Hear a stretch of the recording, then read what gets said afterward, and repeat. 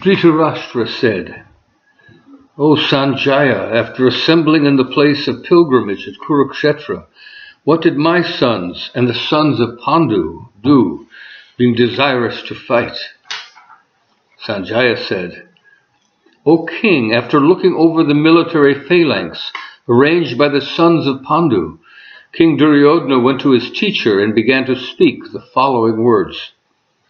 O my teacher, behold the great military phalanx of the sons of Pandu, so expertly arranged by your disciple, the son of Drupada. Here in this army of the Pandavas there are many heroic bowmen, equal in fighting to Bhima and Arjuna. There are also great fighters like Duryodhana, Virata, and Drupada. There are also great heroic powerful fighters like Drishtaketu, Chekitana, Kasiraj, Purujit, Kunti Bhoja, and Shaibya. There are very powerful charioteers like Yudamanyu, Uttamaju, and the sons of Subhadra and Draupadi.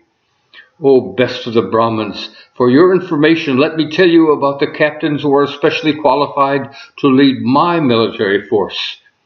These are personalities like yourself, Bhishma, Karna, Kripa, Ashvatthama, Vikarna, and the son of Somadatta called Bhurishrava, who are always victorious in battle. There are many other heroes who are prepared to lay down their lives for my sake. All of them are well equipped with different kinds of weapons and are all experienced in military science. Our strength is immeasurable, and we are perfectly protected by Grandfather Bhishma, whereas the strength of the Pandavas, carefully protected by Bhima, is limited. Now all of you, standing at your respective strategic points in the phalanx of the army, must give full support to Grandfather Bhishma. Thereafter, the great valiant grandsire of the Kuru dynasty, the grandfather of the fighters, blew his conch shell very loudly, like the sound of a lion, giving Duryodhana joy. After that, the conch shells, bugles, trumpets, and horns all suddenly vibrated simultaneously, and the sound was tumultuous. On the other side, both Lord Krishna and Arjuna, being situated on a chariot yoked with white horses, sounded their transcendental conch shells. Thereafter, Lord Krishna blew his conch shell named Panchajanya. Arjuna blew his, the Devadatta. And Bhima, the voracious eater and performer of Herculean tasks, blew his terrific conch shell named Pondra. Prince Yudhishthir, Kunti's son, blew his conch shell named Antavijaya, and Nakula and Sahadev blew theirs named Sugosa and Manipushpaka. The great archer, the king of Kashi, the great fighter Shikandi, Drishtadyumna, Virata, and the unconquerable Shatyaki, Drupada, the sons of Draupadi, and others, O king, such as the son of Subhadra, greatly armed, all blew their respective conch shells. The blowing of all these different conch shells became uproarious, and vibrating both in the sky and on the earth, it shattered the hearts of the sons of Dhritarashtra. O king, at that time Arjuna, the son of Pandu, who was situated in his chariot, his flag marked with Hanuman, was taking up his bow and was about to shoot his arrows, looking at the sons of Dhritarashtra. O king, he then spoke to Hrishikesha these words. O infallible one, please place my chariot between the two armies, so that I may see who is present here, who is desirous of fighting, and with whom I must fight in this great trial of arms. Let me see those who have come here to fight, wishing to please the evil-minded sons of Dhritarashtra. Sanjaya said, O descendant of Bharat, being thus addressed by Arjuna, Lord Krishna drew the fine chariot up in the midst of the armies of both parties. In the presence of Bhishma, Drona, and all other chieftains of the world, Hrishikesha, the Lord, said, Just behold, O Partha, all the Kurus that are assembled here. There Arjuna could see, within the midst of both parties, fathers and grandfathers, brothers, sons, grandsons, friends, and also fathers-in-law, and well-wishers all present there. The son of Kunti, Arjuna, after seeing all different grades of friends and relatives, became overwhelmed by compassion, and spoke thus, My dear Krishna, Seeing my friends and relatives present before me with such a fighting spirit, I feel the limbs of my body quivering and my mouth drying up. My whole body is trembling and my hairs are standing on end.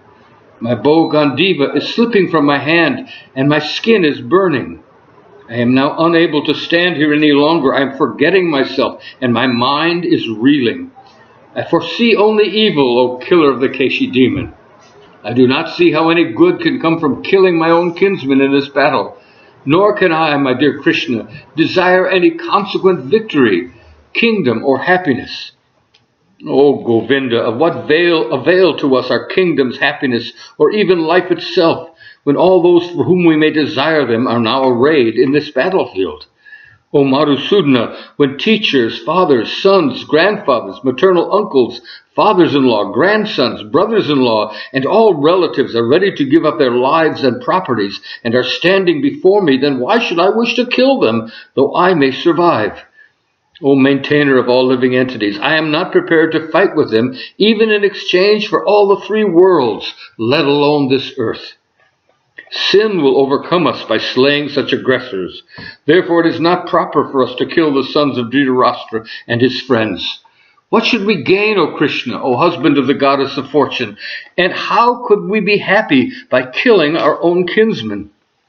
O Janardhan, although these men, overtaken by greed, see no fault in killing a family or fighting with friends, why should we, with knowledge of the sin, engage in these acts? By the destruction of a dynasty, the eternal family tradition is vanquished, and thus the rest of the family becomes involved in irreligion. When irreligion is prominent in the family, O Krishna, the ladies of the family become corrupt, and from the degradation of womanhood, O descendant of Vrishni, comes unwanted progeny. When there is an increase of unwanted population, a hellish situation is created both for the family and for those who destroy the family tradition. In such corrupt families, there is no offering of oblations of food and water to the ancestors.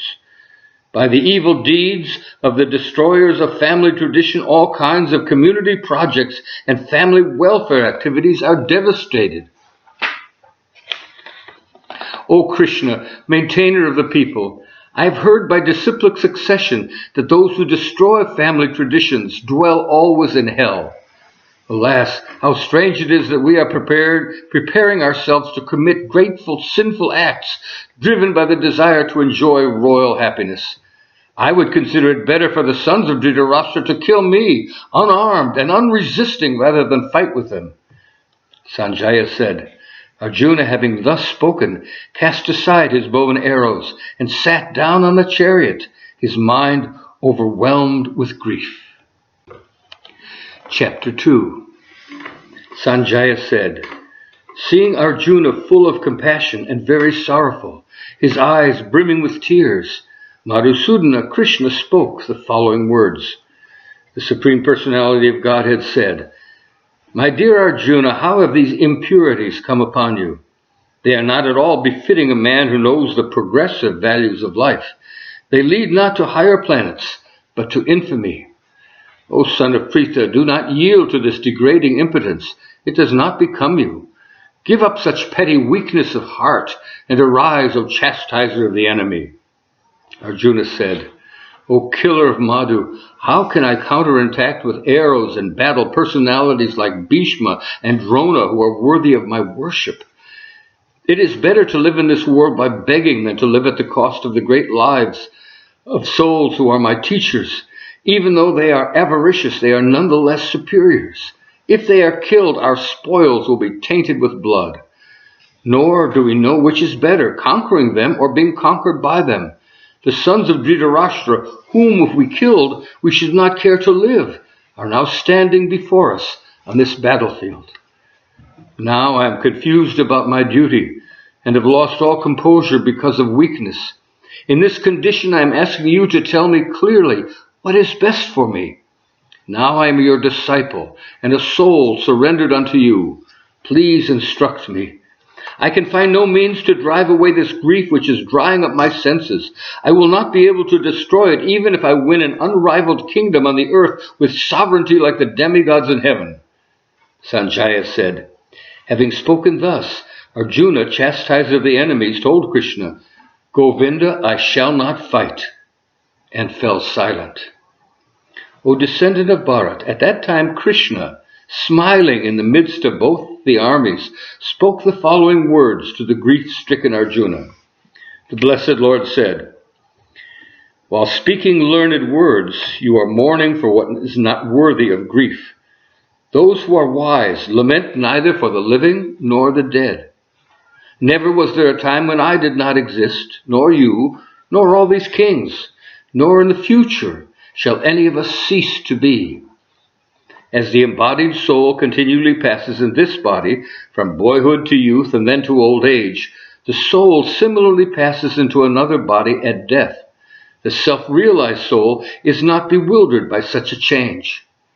O son of Kunti, the non-permanent appearance of happiness and cold, happiness and distress, and their disappearance in due course, are like the appearance and disappearance of winter and summer seasons. They arise from sense perception, O Skyan of Bharat, and one must learn to tolerate them without being disturbed. O best among men, the person who is not disturbed by happiness and distress, is steady in both, is certainly eligible for liberation.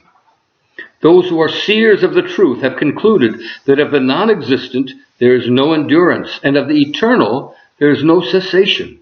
Seers have concluded this by studying the nature of both. That which pervades the entire body is indestructible. No one is able to destroy the imperishable soul. Only the material body of the indestructible, immeasurable, and eternal living entity is subject to destruction. Therefore fight, O descendant of Bharat. He who thinks that the living entity is the slayer, or that the living entity is slain, does not understand. One who is in knowledge knows that the self slays not, nor is slain. For the soul there is never birth nor death, nor having once been does he ever cease to be. He is unborn, eternal, ever-existing, undying, and primeval. He is not slain when the body is slain. O Partha, how can a person who knows that the soul is indestructible, unborn, eternal, and immutable, kill anyone or cause anyone to be killed?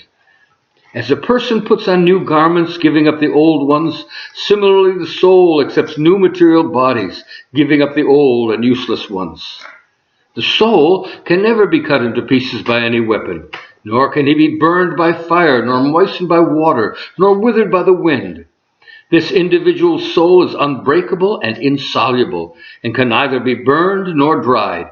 He is everlasting, all-pervading, unchangeable, immovable, and eternally the same. It is said that the soul is invisible, inconceivable, immutable, and unchangeable. Knowing this, you should not grieve for the body.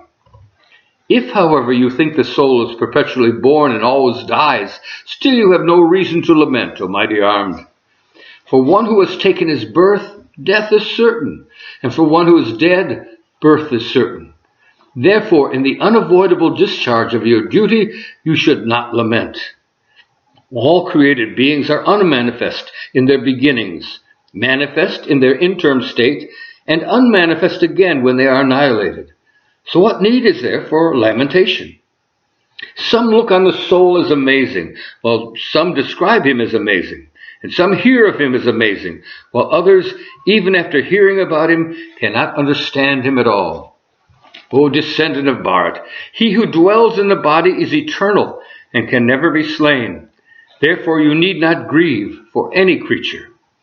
Considering your specific duty as a Kshatriya, you should know that there is no better engagement for you than fighting on religious principles, and so there is no need for hesitation.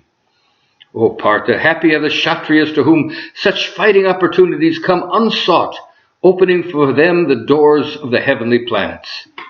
If, however, you do not fight this religious war, then you will certainly incur sin for neglecting your duties, and thus lose your reputation as a fighter. People will speak of your infamy, and for one who has been honored, dishonor is worse than death. The great generals who have highly esteemed your name and fame will think you have left the battlefield out of fear only, and thus they will consider you a coward. Your enemies will describe you in many unkind words and scorn your ability. What could be more painful for you? O son of Kunti, either you will be killed on the battlefield and attain the heavenly planets, or you will conquer and enjoy the earthly kingdom. Therefore get up and fight with determination. Do thou fight for the sake of fighting, without considering happiness or distress, loss or gain, victory or defeat, and by so doing you shall never incur sin. Thus far I have declared to you the analytical knowledge of Sankhya philosophy. Now listen to the knowledge of yoga, whereby one works without fruit of result. O son of Pritha, when you act by such intelligence, you can free yourself from the bondage of work. In this endeavor, there is no loss or diminution, and a little advancement on this path can protect one from the most dangerous type of fear. Those who are on this path are resolute in purpose, and their aim is one, O beloved child of the Kurus. The intelligence of those who are irresolute is many-branched. Men of small knowledge are very much attached to the flowery words of the Vedas, which recommend various fruitive activities for elevation to heavenly planets, result in good birth, power, and so forth.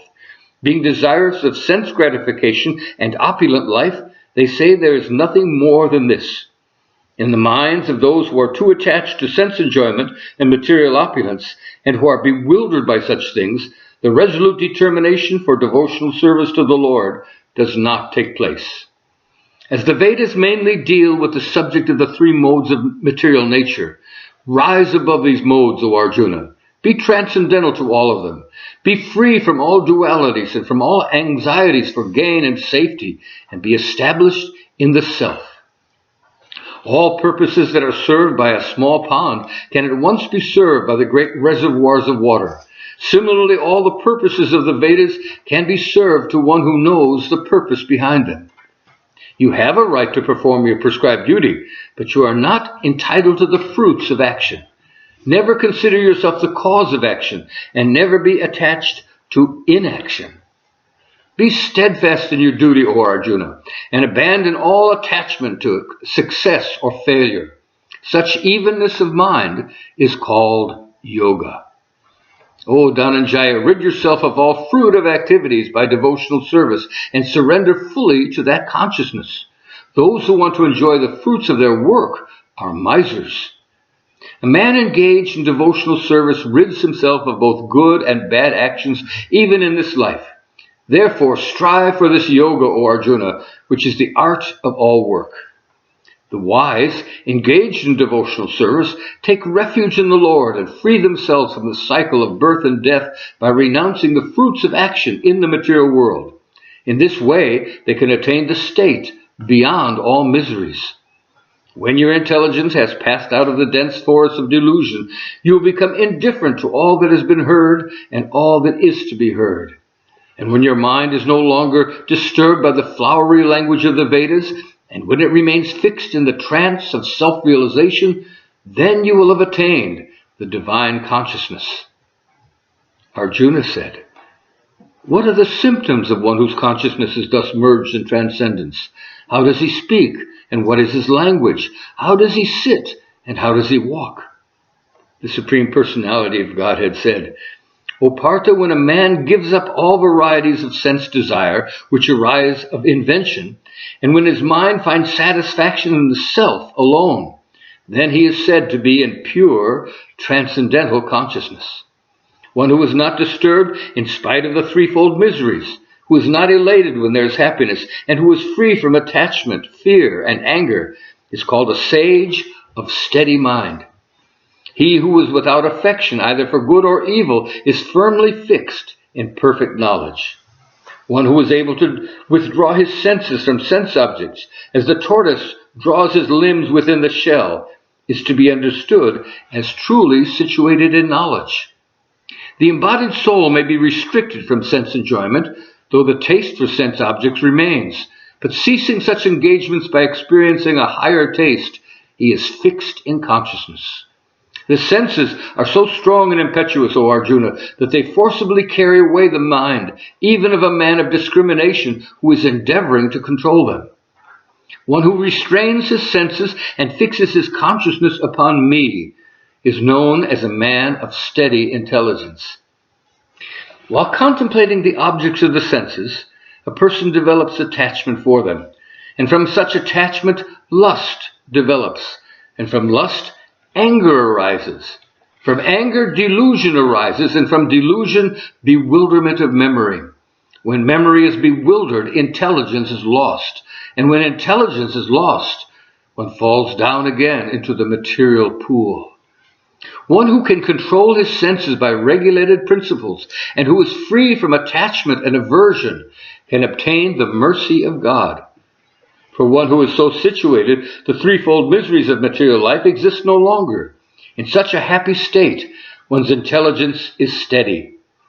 One who is not in transcendental consciousness can have neither a controlled mind nor steady intelligence, without which there is no possibility of peace. And how can there be any happiness without peace?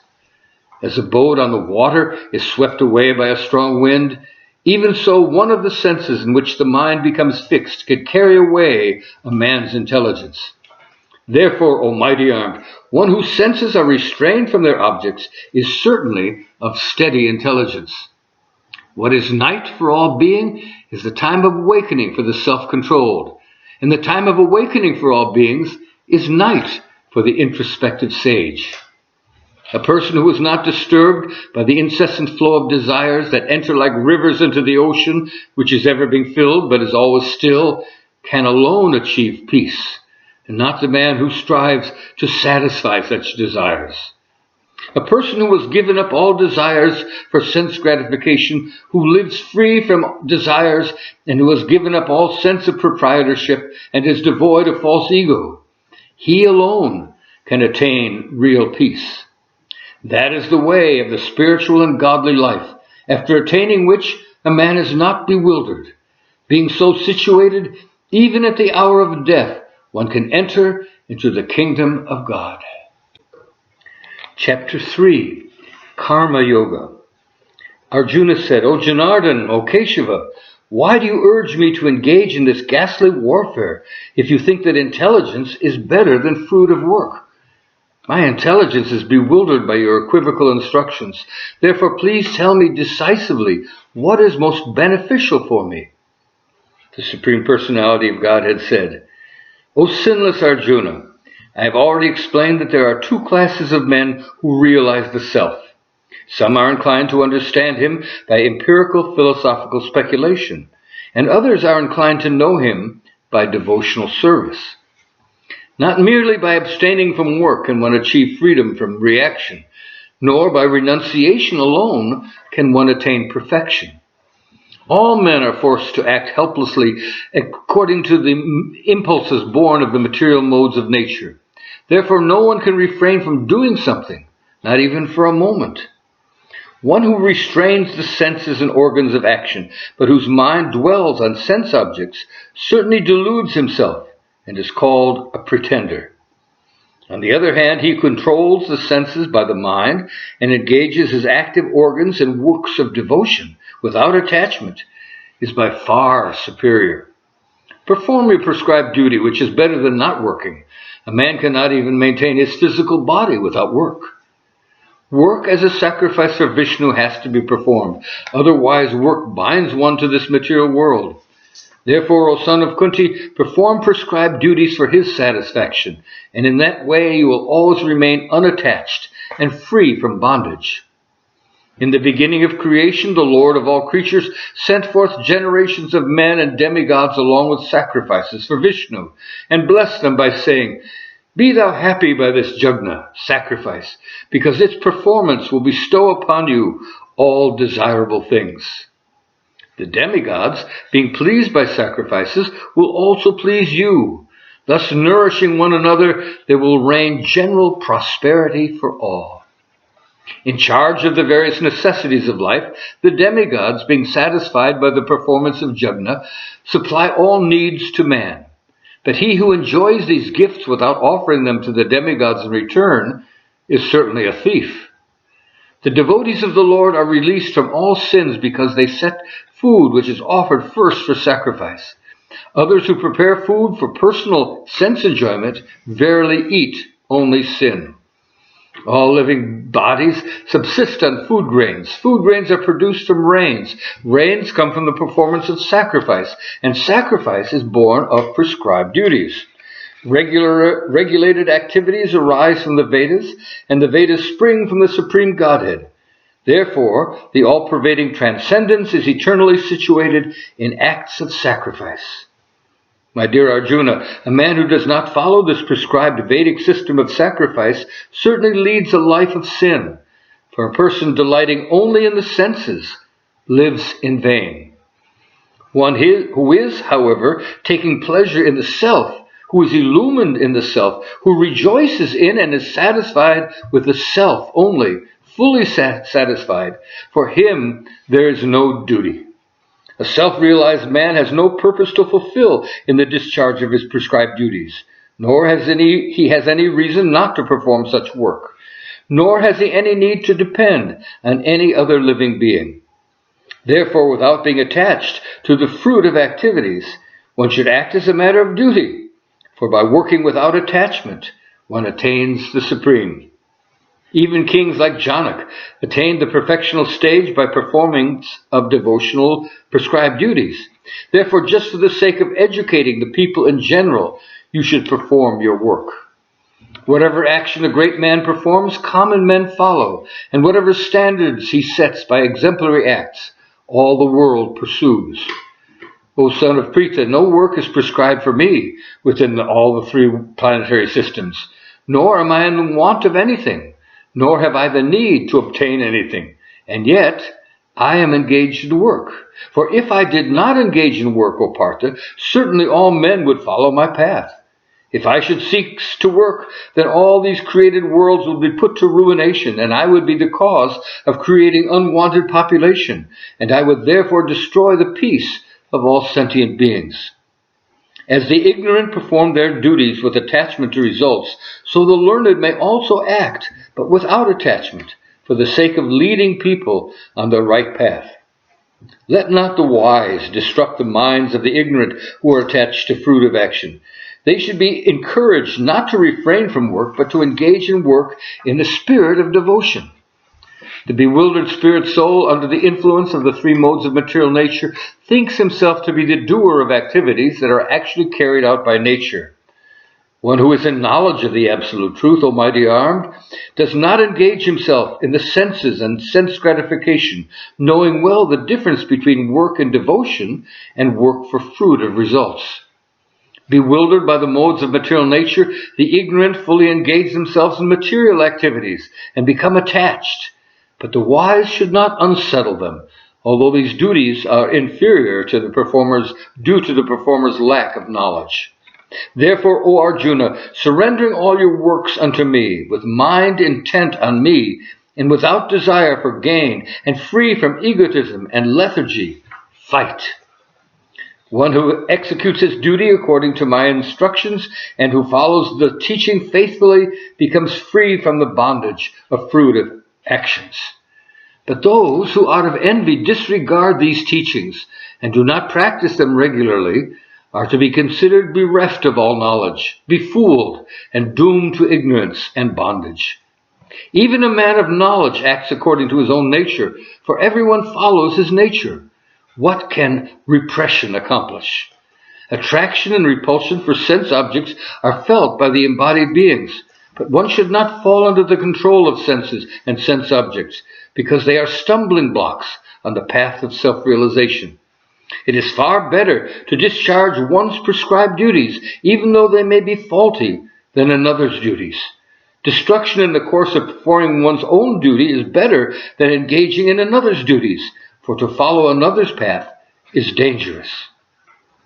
Arjuna said, O descendant of Vrishni, by what is one impelled to sinful acts, even unwillingly, as if engaged by force? The Supreme Personality of Godhead said, It is lust only, Arjuna, which is born of contact with the material modes of passion and later transformed into wrath, and which is the all-devouring sinful enemy of this world. As fire is covered by smoke, as a mirror is covered by dust, or as the embryo is covered by the womb, similarly the living entity is covered by different degrees of this lust. Thus a man's pure consciousness is covered by his eternal enemy in the form of lust, which is never satisfied and which burns like fire. The senses, the mind, and the intelligence are the sitting places of this lust, which veils the real knowledge of the living entity and bewilders him. Therefore, O Arjuna, best of the Bharats, in the very beginning curb this great symbol of sin, lust, by regulating the senses, and slay this destroyer of knowledge and self-realization. The working senses are superior to dull matter. Mind is higher than the senses. Intelligence is still higher than the mind, and he, the soul, is even higher than intelligence. Thus, knowing oneself to be transcendental to material senses, mind, and intelligence, one should control the lower self by the higher self, and thus by spiritual strength conquer this insatiable enemy known as lust.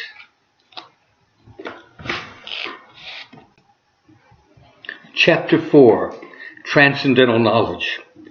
The Supreme Personality of Godhead said, I instructed this imperishable science of yoga to the sun god, Vivasvan, and Vivasvan instructed it to Manu, the father of mankind, and Manu in turn instructed it to Ikshvaku. This supreme science was thus received through the chain of disciplic succession, and the saintly kings understood it in that way. But in the course of time, the succession was broken, and therefore the science as it is appears to be lost. That very ancient science of the relationship with the Supreme is today told by me to you because you are my devotee as well as my friend. Therefore you can understand the transcendental mystery of this science. Arjuna said, the sun god Vivasvan is senior by birth to you. How am I to understand that in the beginning you instructed this science to him? The Supreme Personality of Godhead said, many, many births both you and I have passed. I can remember all of them, but you cannot, O subduer of the enemy. Although I am unborn, and my transcendental body never deteriorates, and although I am the Lord of all sentient beings, I still appear in every millennium in my original transcendental form. Whenever and wherever there is a decline in religious practice, O descendant of Bharat, and a predominant rise of irreligion, at that time I descend myself, to deliver the pious and to annihilate the miscreants, as well as to re-establish the principles of religion. I invent myself millennium after millennium.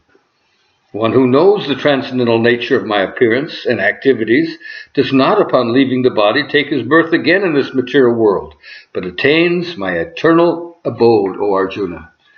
Being free from attachment, fear, and anger, being fully absorbed in me and taking refuge in me, many, many persons in the past became purified, and thus they all attained transcendental love for me. All of them, as they surrender unto me, I reward accordingly. Everyone follows my path in all respects, O son of Pritha. Men in this world desire success and fruit of activities, and therefore they worship the demigods. Quickly, of course, men get results from the fruit of work in this world. According to the three modes of material nature and the work ascribed to them, the corresponding four divisions of human society were created by me. And although I am the creator of this system, you should know that I am yet the non-doer, being unchangeable. There is no work that affects me, nor do I aspire for the fruits of action. One who understands this truth about me does not become entangled in the fruit of reactions of work. All the liberated souls in ancient times acted with this understanding and so attained liberation. Therefore, as did the ancients, you should perform your duty in this divine consciousness.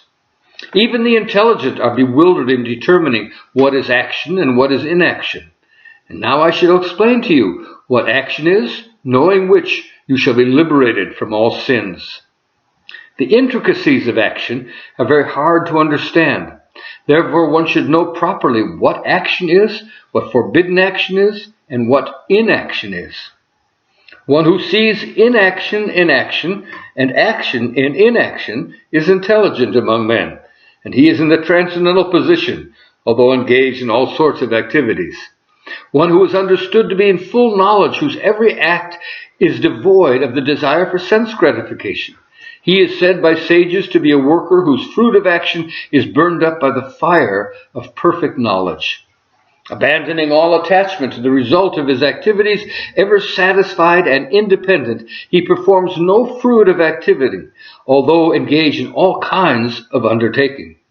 Such a man of understanding acts with mind and intelligence perfectly controlled, gives up all sense of proprietorship over his possessions, and acts only for the bare necessities of life. Thus working, he is not affected by sinful reactions. He who is satisfied with gain which comes of his own accord, who is free from duality and who does not envy, who is steady in both success and failure, is never entangled, although performing actions. The work of a man who is unattached to the modes of material nature and who is fully situated in transcendental knowledge merges entirely into transcendence. A person who is fully absorbed in Krishna consciousness is sure to attain the spiritual kingdom, though his full contribution to spiritual activities, for the consummation is absolute, and the things offered are also of the same spiritual nature. Some yogis perfectly worship the demigods by offering different sacrifices to them, and some of them offer sacrifices in the fire of the Supreme Brahman. Some of them sacrifice the hearing process and the senses in the fire of the controlled mind, and others sacrifice the objects of the senses, such as sound, in the fire of sacrifice. And some offer the work of the senses and the work of the life force, controlling them in yoga to obtain knowledge of the self. There are others who, enlightened by sacrificing their material possessions in severe austerities, take strict vows and practice the yoga of eightfold mysticism, and others, the Vedas for the advancement of transcendental knowledge. There are even others who are inclined to the process of breath restraint to remain in trance, and they practice stopping the movement of their outgoing breath into the incoming, and incoming breath into the outgoing, and thus at last remain in trance, stopping all breathing. Some of them, curtailing the eating process, offer the outgoing breath into itself as a sacrifice. All these performers who know the meaning of sacrifice become cleansed of sinful reactions, and having tasted the nectar of the remnants of such sacrifices, they go to the supreme eternal atmosphere. O best of the Kuru dynasty, without sacrifice one can never live happily on this planet or in this life. What then of the next? All these different types of sacrifices are approved by the Vedas, and all of them are born of different types of work. Knowing them as such, you will become liberated. O chastiser of the enemy, the sacrifice of knowledge is greater than the sacrifice of material possessions. O son of Prita, after all, the sacrifice of work culminates in transcendental knowledge. And when you have thus learned the truth, you'll know that all living beings are but part of me, and that they are in me and are mine. Even if you are considered to be the most sinful of all sinners, when you are situated in the boat of transcendental knowledge, you will be able to cross over the ocean of miseries. As the blazing fire turns wood to ashes, O Arjuna, so does the fire of knowledge burn to ashes all reactions to material activities. In this world, there is nothing so sublime and pure as transcendental knowledge. Such knowledge is the mature fruit of all mysticism, and one who has achieved this enjoys the self within himself in due course of time. A faithful man who is absorbed in transcendental knowledge and who subdues his senses quickly attains the supreme spiritual peace. But ignorant and faithless persons who doubt the revealed scriptures do not attain God consciousness. For the doubting soul, there is happiness neither in this world nor the next. Therefore, one who has renounced the fruits of his actions, whose doubts are destroyed by transcendental knowledge, and who is situated firmly in the self, is not bound by works or conqueror of riches. Therefore the doubts which have arisen in your heart out of ignorance should be slashed by the weapon of knowledge. Armed with yoga, O Bharat, stand and fight. Chapter 5, Karma Yoga, Action in Krishna Consciousness. Arjuna said, O Krishna, first of all you ask me to renounce work, and then again you recommend work with devotion. Now will you kindly tell me definitely which of the two is more beneficial? The Blessed Lord said, the renunciation of work and work in devotion are both good for liberation. But of the two, work in devotional service is better than renunciation of work. One who neither hates nor desires the fruits of activity is known to be always renounced. Such a person, liberated from all dualities, easily overcomes material bondage and is completely liberated, O mighty armed Arjuna. Only the ignorant speak of karma yoga and devotional service as being different from the analytical study of the material world, Sankhya. Those who are actually learned say that he who applies himself well to one of these paths achieves the results of both. One who knows that the position reached by means of renunciation can also be reached by devotional service, and who therefore sees that Sankhya and Yoga are on the same level, sees things as they are. Unless one is engaged in the devotional service of the Lord, more renunciation of activities cannot make one happy. The sage, purified by works of devotion, achieves the supreme without delay. One who works in devotion, who is a pure soul, who controls his mind and senses, is dear to everyone, and everyone is dear to him. Though always working, such a man is never entangled.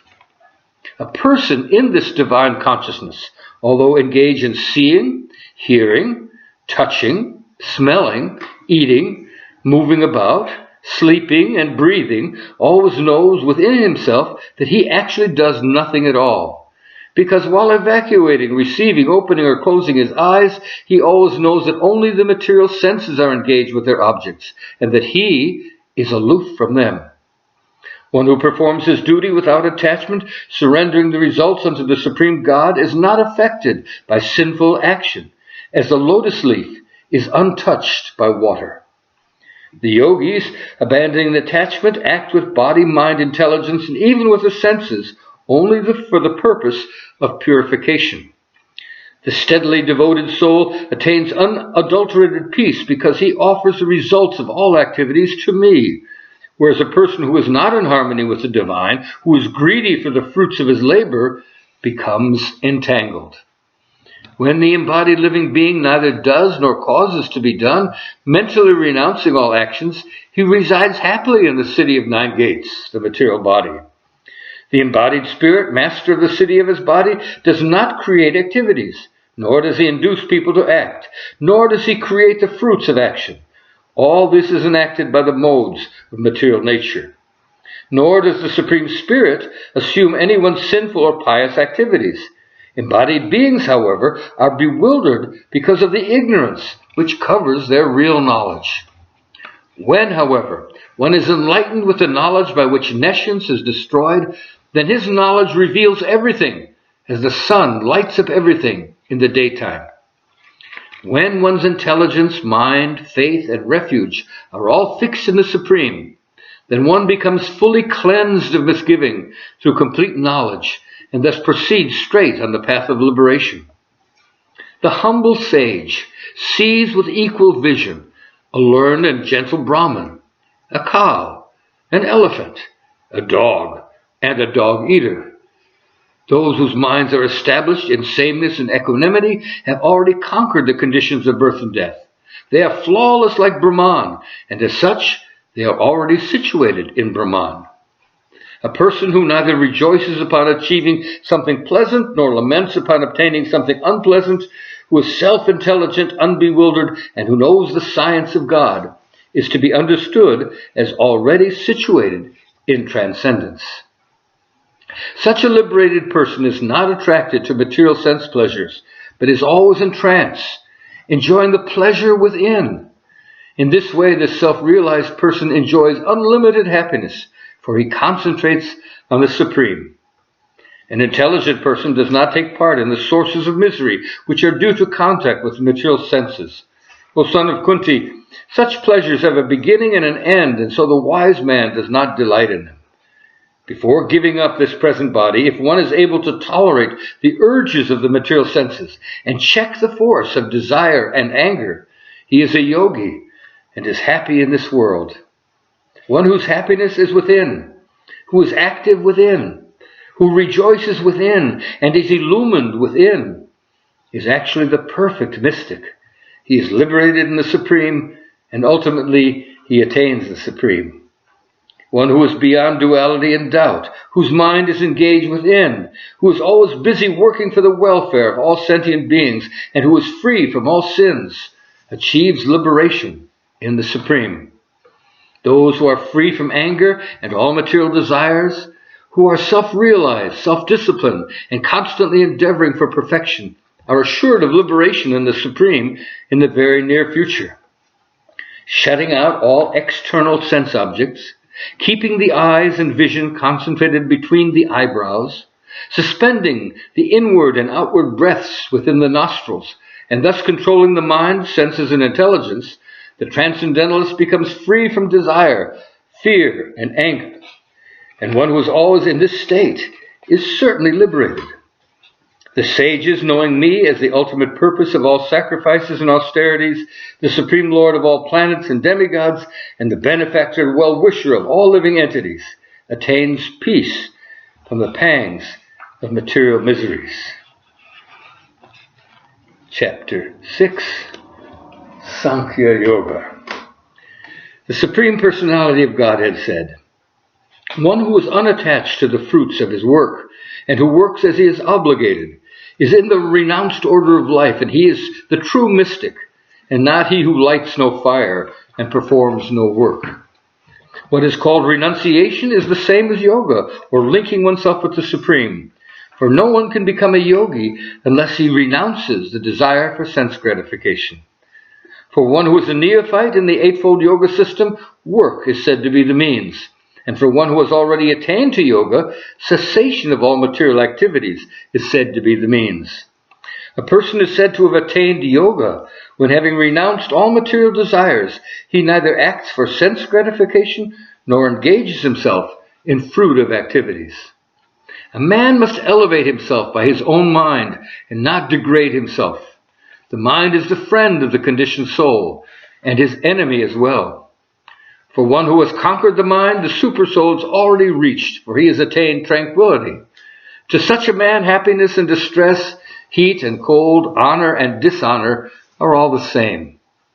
A person is said to be established in self-realization and is called a yogi or a mystic when he is fully satisfied by virtue of acquired knowledge and realization.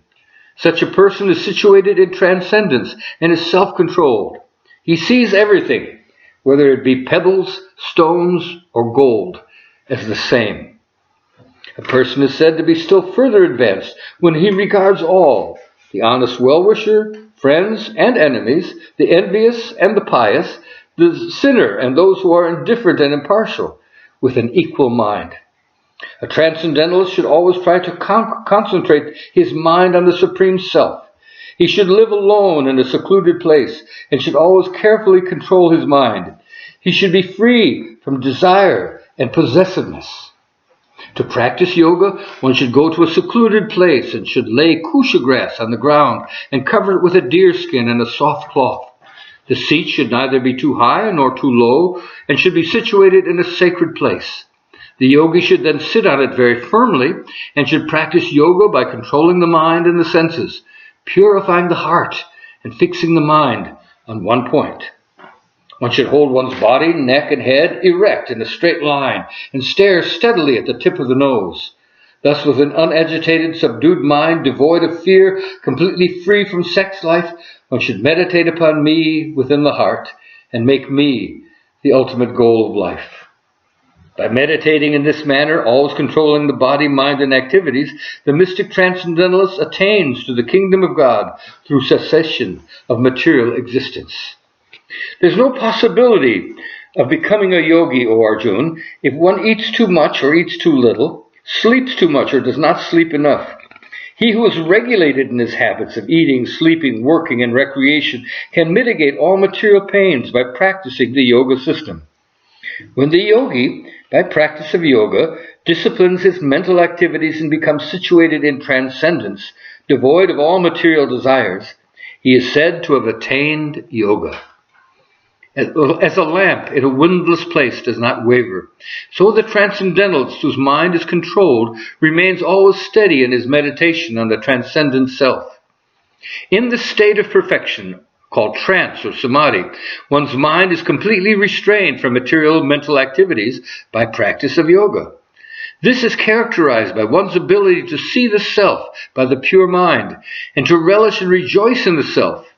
In that joyous state, one is situated in boundless transcendental happiness and enjoys himself through transcendental senses. Established thus, one never departs from the truth, and upon gaining this, he thinks there is no greater gain. Being situated in such a position, one is never shaken, even in the midst of the greatest difficulty. This indeed is actual freedom from all material miseries arising from material contact. One should engage oneself in the practice of yoga with undeviating determination and faith. One should abandon, without exception, all material desires born of false ego, and thus control all the senses on all sides by the mind. Gradually, step by step, with full conviction, one should become situated in trance by means of intelligence, and thus the mind should be fixed on the self alone and should think of nothing else. From whatever and wherever the mind wanders due to its flickering and unsteady nature, one must certainly withdraw it and bring it back under the control of the self. The yogi whose mind is fixed on me verily attains the highest happiness. By virtue of his identity with Brahman, he is liberated, his mind is peaceful, and his passions are quieted, and he is freed from sin. Steady in the self, being freed from all material contamination, the yogi achieves the highest perfectional stage of happiness in touch with the supreme consciousness. A true yogi observes me in all beings and also sees every being in me. Indeed, the self-realized man sees me everywhere. For one who sees me everywhere and sees everything in me, I am never lost, nor is he ever lost to me. The yogi who knows that I and the supersoul within each creature are one, worships me and remains always in me in all circumstances. He is a perfect yogi who, by comparison to his own self, sees the true equality of all living entities, both in their happiness and distress, O Arjuna. Arjuna said, O Madhusudana, the system of yoga which you have summarized appears impractical and unendurable to me, for the mind is restless and unsteady. The mind is restless, turbulent, obstinate, and very strong, O Krishna, and to subdue it seems to me more difficult than controlling the wind. The Blessed Lord said, O mighty-armed son of Kunti, it is undoubtedly very difficult to curb the restless mind, but it is possible by constant practice and by detachment. For one whose mind is unbridled, self-realization is difficult work, but he whose mind is controlled and who strives by right means is assured of success. That is my judgment. Arjuna said, What is the destination of a man of faith who does not persevere, who in the beginning takes to the process of self-realization, but who later desists due to worldly mindedness, and thus does not attain perfection in mysticism? O mighty-armed Krishna, does not such a man, being deviated from the path of transcendence, perish like a riven cloud with no position in any sphere? This is my doubt, O Krishna, and I ask you to dispel it completely. But for yourself, no one is to be found who can destroy this doubt. The Blessed Lord said, Son of Pritha, a transcendentalist engaged in auspicious activities does not meet with destruction, either in this world or the spiritual world. One who does good, my friend, is never overcome by evil. The unsuccessful yogi, after many, many years of enjoyment on the planets of pious living entities, is born into the family of righteous people, or into the family of rich aristocracy.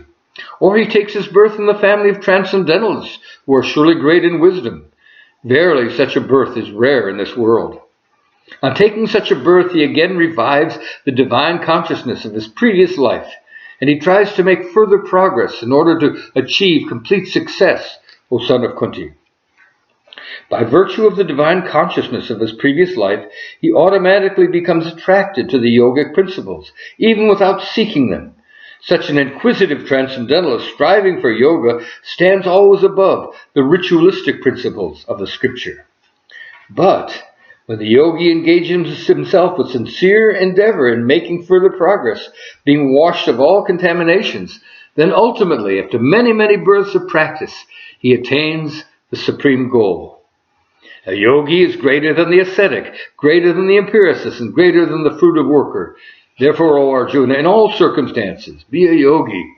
And of all yogis, he who always abides in me, with great faith, worshipping me in transcendental loving service, is most intimately united with me in yoga, and is the highest of all.